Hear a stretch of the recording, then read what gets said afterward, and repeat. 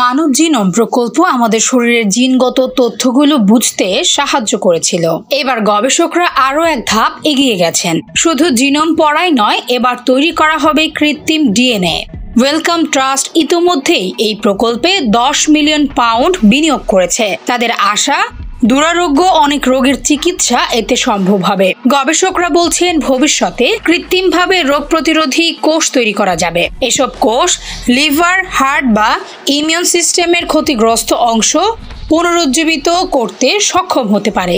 অর্থাৎ চিকিৎসা বিজ্ঞানে এক বিপ্লবের সূচনা হতে চলেছে। তবে এই গবেষণার বিরুদ্ধে রয়েছে নানা উদ্বেগ। সমালোচকরা বলছেন, এই প্রযুক্তি যদি অসাধু কারো হাতে চলে যায়, তাহলে উন্নত মানুষ বা জৈবিক অস্ত্র তৈরির মতো ভয়ঙ্কর কাজের সুযোগ তৈরি হতে পারে। ডক্টর প্যাট থমাসের ভাষায়, বিজ্ঞান শুধু ভালো কাজের জন্য নয়, কখনো কখনো খারাপ উদ্দেশ্যে এবং যুদ্ধের জন্য ব্যবহার হতে পারে। গবেষকরা অবশ্য বলছেন, এই প্রকল্পের কাজ শুধুমাত্র পরীক্ষাগারে সীমিত থাকবে। মানব শরীরে সরাসরি কোনো পরীক্ষা চালানো হবে না। মূল উদ্দেশ্য হলো চিকিৎসা খাতে দ্রুত অগ্রগতি আনা এবং জিনগত রোগের সমাধান খোঁজা।